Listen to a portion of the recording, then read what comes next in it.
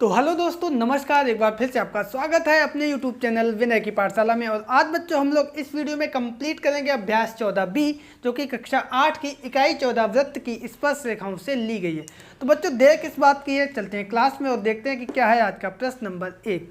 तो पहला प्रश्न हमारा यहाँ पर दिया गया है कि पार्श्व चित्र में यानी इस चित्र में ओ वृत्त का केंद्र है, पी क्यू वृत्त की स्पर्श रेखा और पी स्पर्श बिंदु है।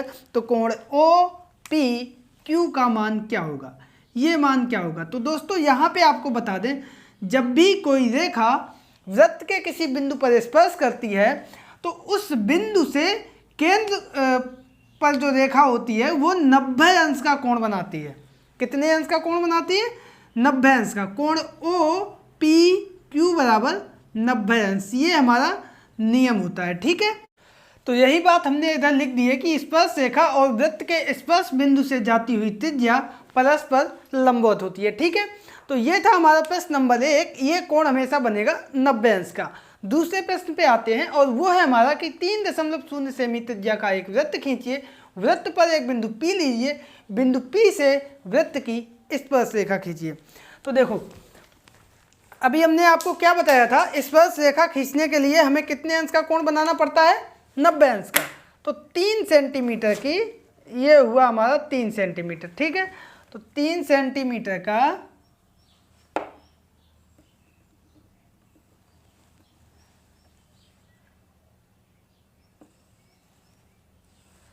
ये हमने बना लिया 3 सेंटीमीटर का वृत्त। अब मान लिया बिंदु P है हमारा ये, और ये इसका था केंद्र O। तो ये हम OP खींच लेंगे पहले, ये हो गई। अब यहाँ पे बिंदु P पे हम बनाएंगे 90 अंश का कोण। तो 90 अंश का कोण कैसे बनाते हैं? ये यहाँ से चाप लगाएंगे ऐसे, एक चाप 60 अंश और दूसरा चाप 120 अंश। ये जहाँ से काटा ये एक चाप इधर, और यहाँ जहाँ से काटा ये चाप इधर। ये जो बिंदु आया इससे हम जो है मिला देंगे। ये जो कोण आया ये हमारा बना 90 अंश, और ये जो रेखा आई ये रेखा हमारी हो गई इस वृत्त से ये स्पर्श रेखा। तो अब हम इसकी लिख देंगे रचना। तो अब हम लोग लिखते हैं रचना को। हमने लिख लिया है, आपको बताएंगे सिर्फ स्टेप बाय स्टेप। जो भी हमने किया है वही हमने यहाँ पे लिखा है। सबसे पहले 3 सेमी त्रिज्या का एक वृत्त खींचा, जो कि खींचा था, जिस पर एक बिंदु P लिया। P यहाँ पे लिया, O वृत्त का केंद्र था, P को वृत्त के केंद्र O से मिला दिया। तो OP को मिला दिया। अब क्या किया, OP से 90 अंश का कोण बनाती हुई रेखा खींची। वो आप चांदा से भी कर सकते हो, लेकिन हमने पटरी प्रकार से किया। तो हमने लिखा OP रेखाखंड से 90 अंश का कोण पटरी प्रकार से बनाया, जो कि PQ रेखा हुई। और ये PQ रेखा जो हुई, यही रेखा जो है इस वृत्त की क्या हुई? स्पर्श रेखा हुई। आप चाहें तो 90 अंश का कोण कैसे बनाया उसको भी रचना में शामिल कर सकते हैं। तो इस प्रकार से ये हमारी बिंदु P पर स्पर्श रेखा खींची गई, और उम्मीद करते हैं आप लोग भी इसको समझ गए होंगे। तो अब हम लोग देखते हैं अगले प्रश्न यानी प्रश्न नंबर 3 को। तो बच्चों यहाँ पर हमारा तीसरा प्रश्न दिया गया है कि O केंद्र वाला एक वृत्त है, वृत्त पर एक बिंदु P दिया गया है। ये मान लिया एक वृत्त दिया गया है जिसका केंद्र है O, और इस पर कोई एक बिंदु दिया गया है P। अब कह रहा है कि P से कितनी स्पर्श रेखाएं खींची जा सकती हैं। तो आंसर है हमारा इस बिंदु से सिर्फ और सिर्फ एक ही स्पर्श रेखा खींची जा सकती है। कितनी खींची जा सकती है?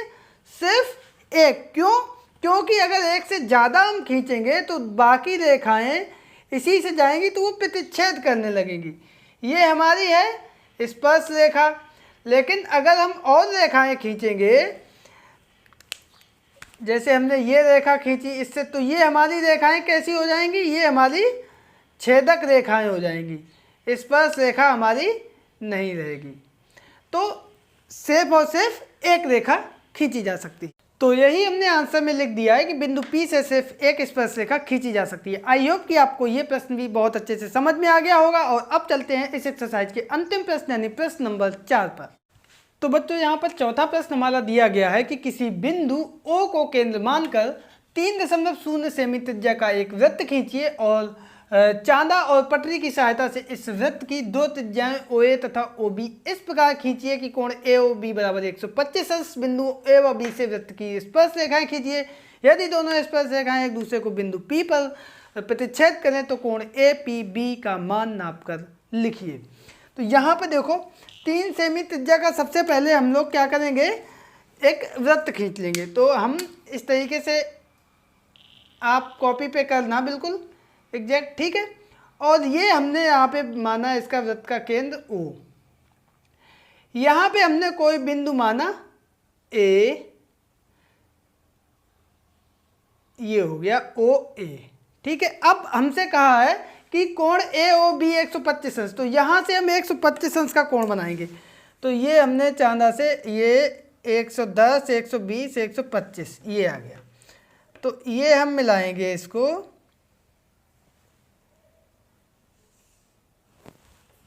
ये कोण हमने नाप के बना दिया 125 अंश का, और ये हो गया B, ठीक है। अब प्रश्न ये कह रहा है कि यहाँ से भी स्पर्श रेखा और यहाँ से भी स्पर्श रेखा, उसके लिए 90 अंश का कोण।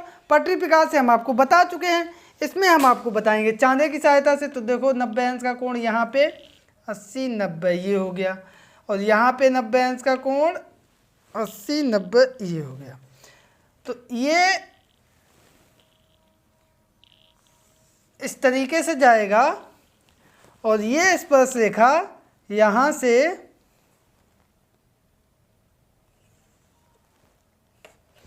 इस तरीके से जाएगी। तो ये आगे जो है इस तरीके से एक दूसरे को प्रतिच्छेद करेगी, ठीक है। ये इधर आगे जाएगी, ये इधर जाएगी, और ये इधर जाएगी, ठीक है। अब प्रश्न हमसे कह रहा है कि ये जो कोण है इसको नाप के लिखिए कितने अंश का है।